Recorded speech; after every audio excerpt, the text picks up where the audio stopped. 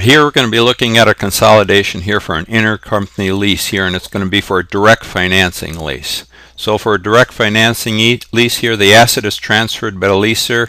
Leaser accepts a long-term receivable from the leasee, and there's no profit or loss to the leaser.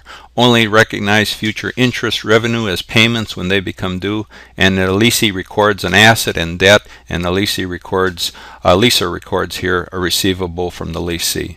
So for our example here, Corporation P, the parent, purchases a machine here on 1/1/X1 for $11,700, and it's leased it here to Corporation S, the subsidiary, on the same date here that they purchased it at 1/1/X1, with rental payments of $4,000 per year at the beginning of each period, at the beginning of each year. So the first payment here was due when they leased it to the subsidiary here on 1/1/X1.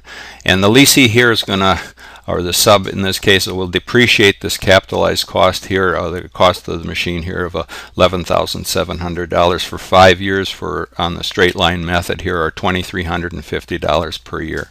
So the first thing we have to do is we have to set up an amortized debt schedule here for this lease. So I've done that here.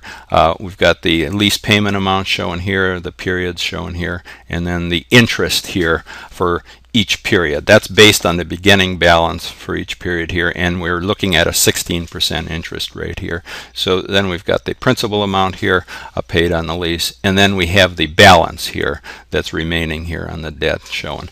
And for the amortized schedule here, I'm starting out with the machine cost here.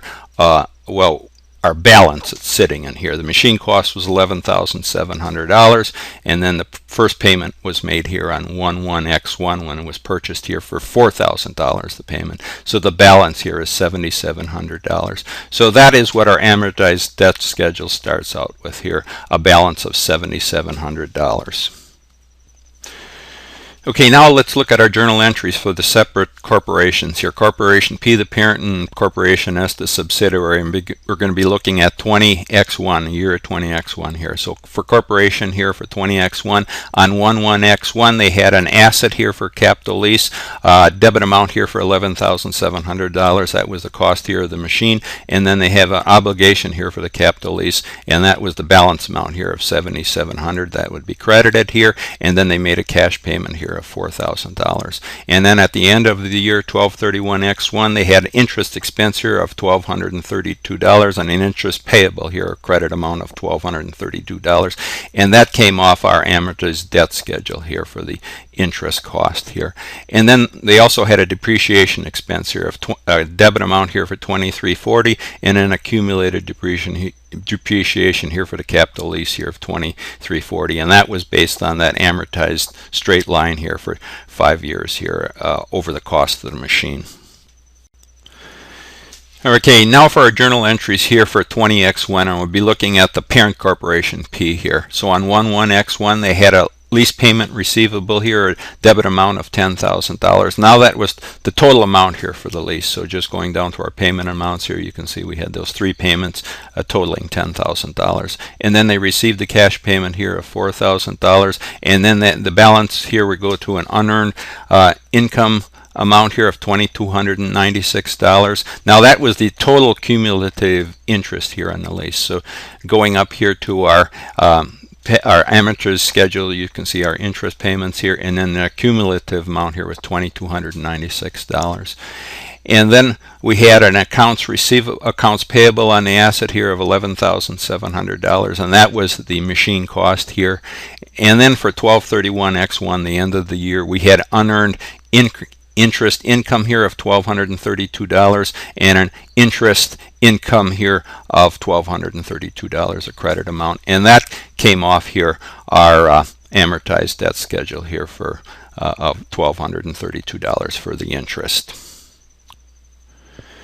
Okay, now for our journal entries here for our separate corporations here for the parent and the subsidiary, and we're going to be looking at year 20X2 here. So first for the subsidiary Corporation S here for 20X2, on 1/1/X2, they have an obligation here for a capital lease of $2,768, and that's off our debt schedule here. That would have been a principal amount here of $2,768. $768.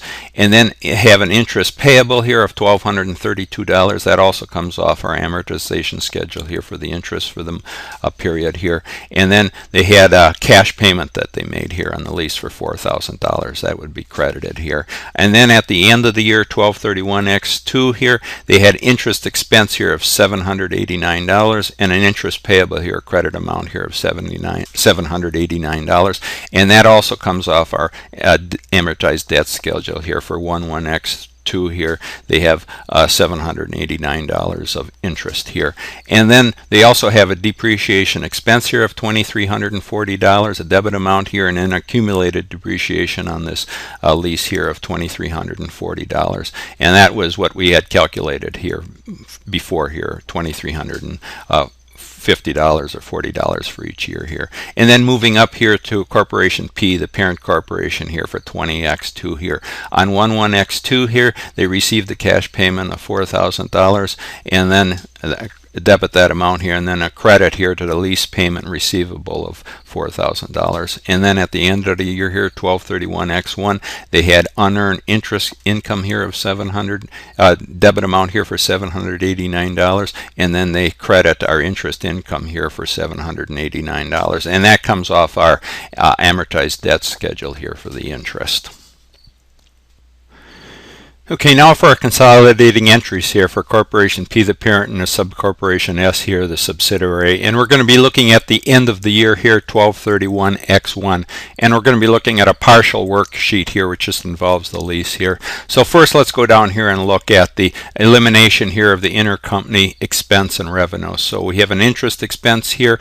We'd credit that here for $1,232, and then we have interest income here. We debit that here for $1,232. And that again come off our amortization schedule here for that $1,232 for the first period.